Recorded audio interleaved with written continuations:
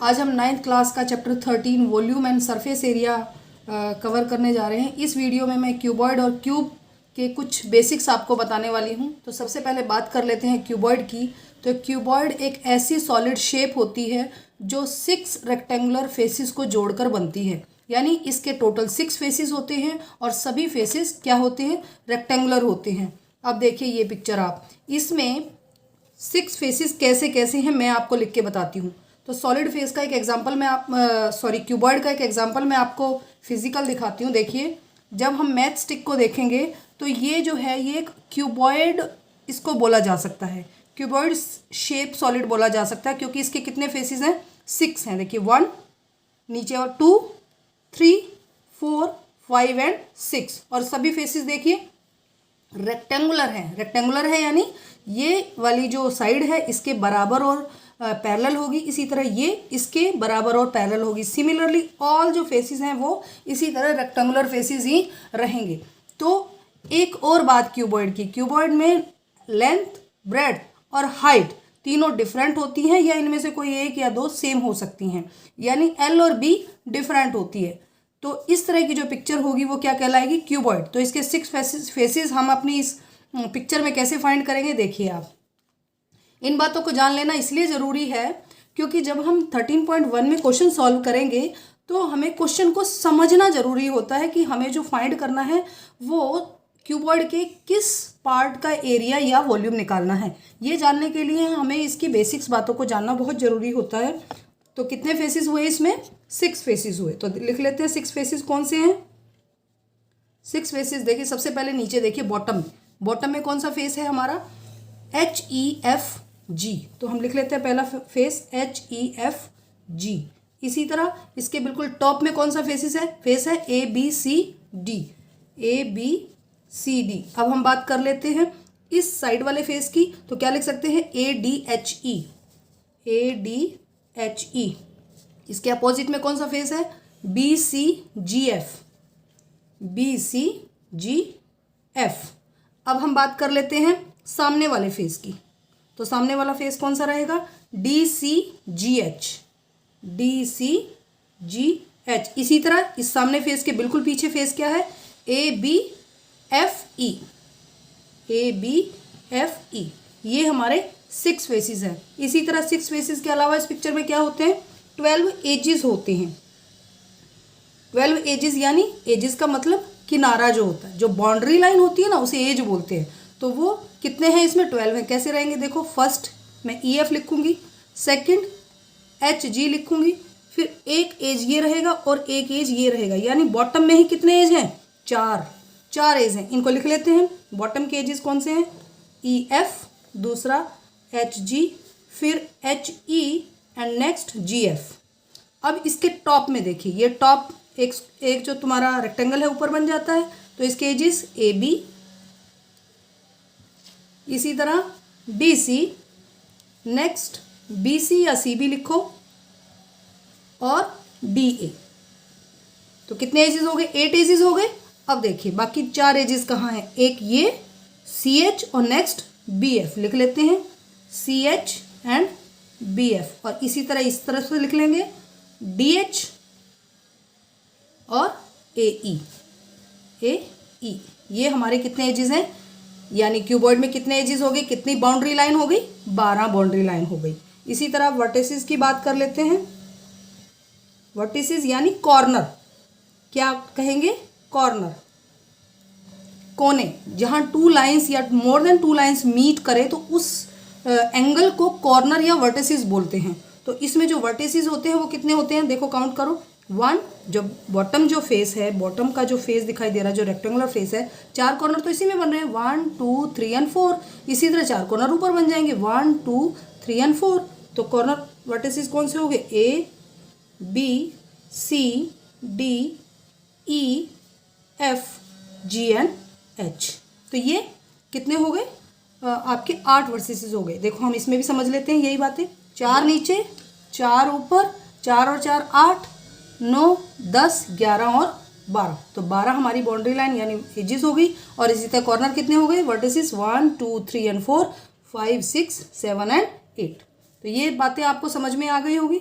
अब हम बढ़ते हैं इस बेसिक बात के बाद क्यूबॉइड के सरफेस एरिया और उसके वॉल्यूम के बारे में। तो सरफेस एरिया का मतलब क्या होता है? सरफेस एरिया का मतलब जो सरफेस है, इस क्यूबॉइड का जो टोटल सरफेस है, उस सभी को जोड़ के जो एरिया निकलेगा वो टोटल सरफेस एरिया कहलाएगा। जैसे कि मैंने अभी बताया, इसका हर फेस कैसा होगा? हर फेस रेक्टेंगुलर होगा।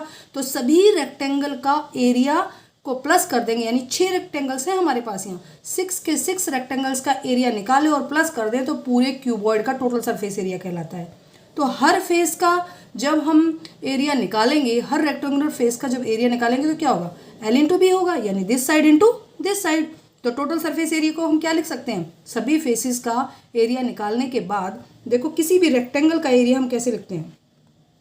मैं टोटल एरिया लिख के प्लस नहीं कर रही हूँ, मैं आपको डायरेक्ट फॉर्मूला बताऊंगी, पर मीनिंग समझ लो। रेक्टेंगल का एरिया क्या होता है? L into B. L into B यानी ये जो लेंथ है और ये विड्थ है। बॉटम के केस में L इंटू बी रहेगा और टॉप के केस में भी L इंटू बी रहेगा।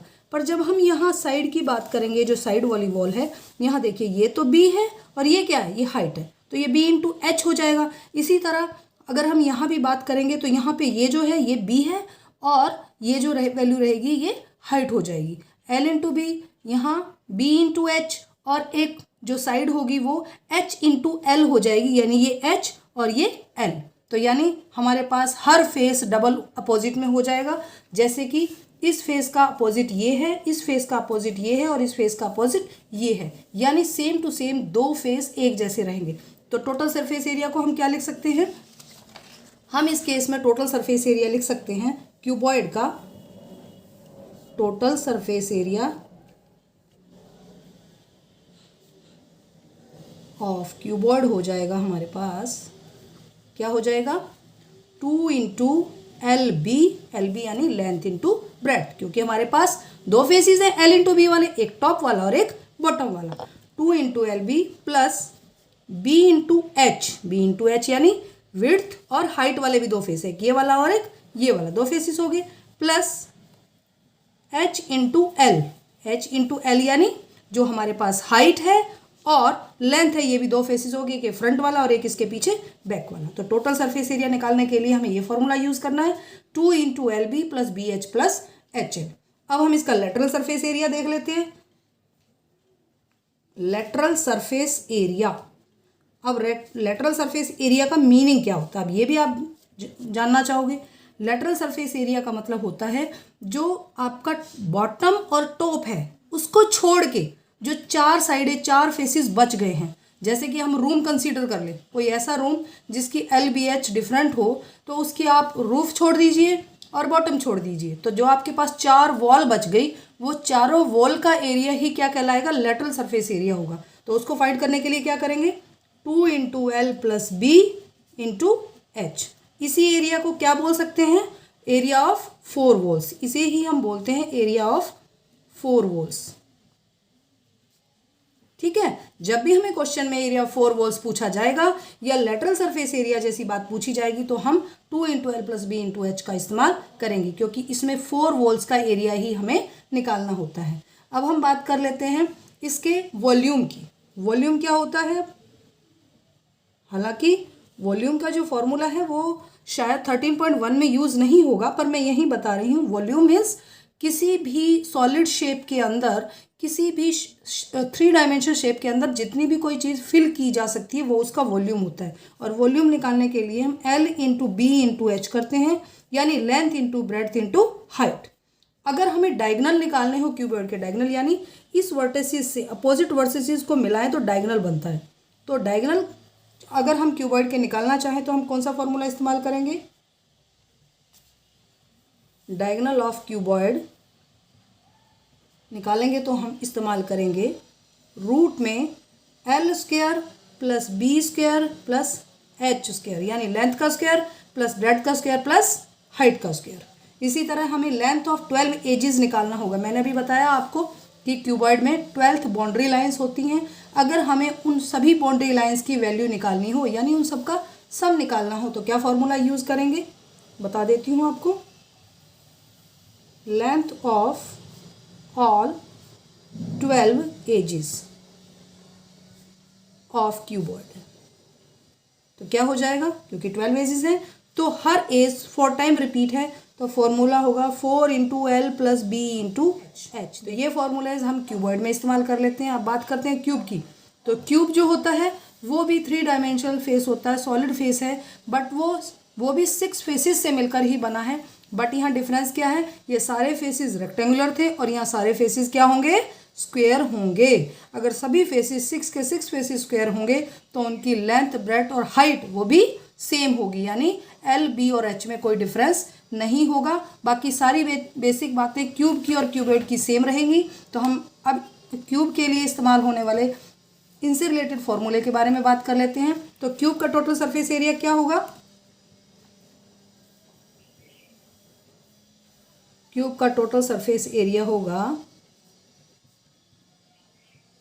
क्योंकि यहाँ पे था 2 into L B plus B H plus H L, यानी सभी फेसिस का एरिया निकाल के प्लस कर दिया था। तो यहाँ भी तो सभी फेसिस का एरिया निकाल के प्लस करना पड़ेगा। तो फॉर्मूला क्या बन जाएगा, हर फेस का देखो स्क्वायर फेस है तो एल इंटू एल हो जाएगा, फिर नीचे वाले फेस का भी एल इंटू एल हो जाएगा, साइड में भी L into L, this side भी एल, यानी जितने भी 6 फेसिस होंगे वो एल इंटू एल हो जाएगा। तो टोटल जो फॉर्मूला बनेगा वो क्या बनेगा, 6L स्क्वायर, यानी हमें टोटल सरफेस एरिया क्यूब का निकालना होगा। तो 6 इंटू एल स्क्वायर, एल क्या है, लेंथ है, लेंथ यानी जो हमें साइड गिवन होगी क्यूब की वही। और लेटरल सरफेस एरिया क्या होगा, लेटर यानी 4 वॉल्स।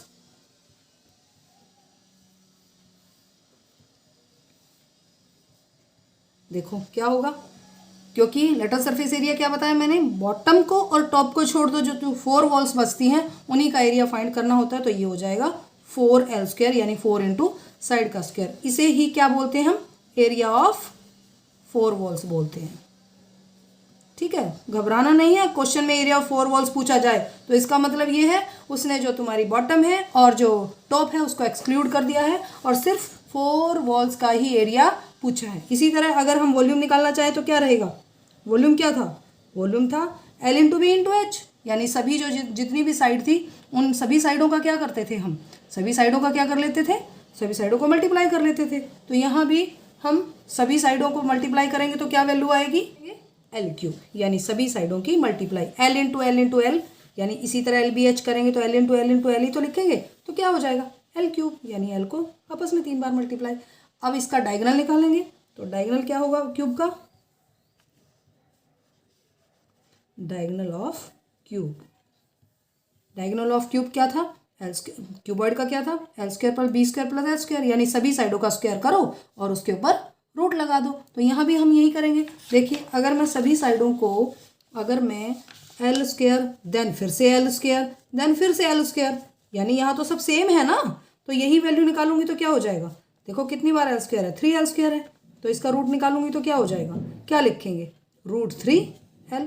आप डायरेक्ट ये फॉर्मूला भी लिख सकते हैं, समझने के लिए आप पहले इसे भी लिख सकते हैं। तो मैं आपको ये पूरा लिख के ही देती हूँ। तो क्या होगा, एल स्क्वायर, अगर मैं इसके अकॉर्डिंग बात करूँ, L square plus L square और प्लस एल स्क्वायर, क्योंकि यहाँ पे तो हमारी लेंथ, ब्रेड्थ और हाइट सेम ही तो है, तो मैं इसे फर्दर सॉल्व करके एक आसान फार्मूला बना देती हूँ। तो क्या हो जाएगा, 3L स्क्वायर, फिर भी रूट है, एल स्क्वायर रूट से रूट कैंसिल हो जाएगा तो क्या हो जाएगा, √3 के ऊपर रूट रहेगा। तो आप डायरेक्ट इस फॉर्मूले में वैल्यू रख के आप डायगोनल क्यूब का निकाल सकते हैं। लेंथ ऑफ 12 एजेस निकालना चाहे तो क्यूब की, length of all 12 edges of cube, तो क्या हो जाएंगी, क्या थी यहाँ पे 4 into L plus B plus H, यानी जो लेंथ, ब्रेड्थ और हाइट थी वो 4 बार थी, हर साइड 4 बार रिपीट थी, इसीलिए मैंने ये फॉर्मूला लिखा था। अभी तो क्या है, सारी साइडें सेम ही तो हैं, जो 12 की 12 एजेस हैं वो सभी की लेंथ बराबर है, तो क्या लिख देंगे 12L। तो ये था क्यूब का फॉर्मूला, क्यूब के सारे फॉर्मूले। तो यहाँ मैंने इस वीडियो में क्यूबॉइड और क्यूब से रिलेटेड बेसिक सारी बातें क्लियर कर दी हैं, और बाकी इन फार्मूलाज पे बेस्ड जो क्वेश्चंस हैं वो हम नेक्स्ट वीडियो में करेंगे। पर उससे पहले आप इन फार्मूलाज को अच्छे से समझ लें और याद कर लें, ताकि जब हम क्वेश्चन को करें, रीड करें, तो उसमें क्या पूछा गया है पढ़ते ही हमें बिल्कुल समझ में आ जाए। तो मिलते हैं नेक्स्ट वीडियो में।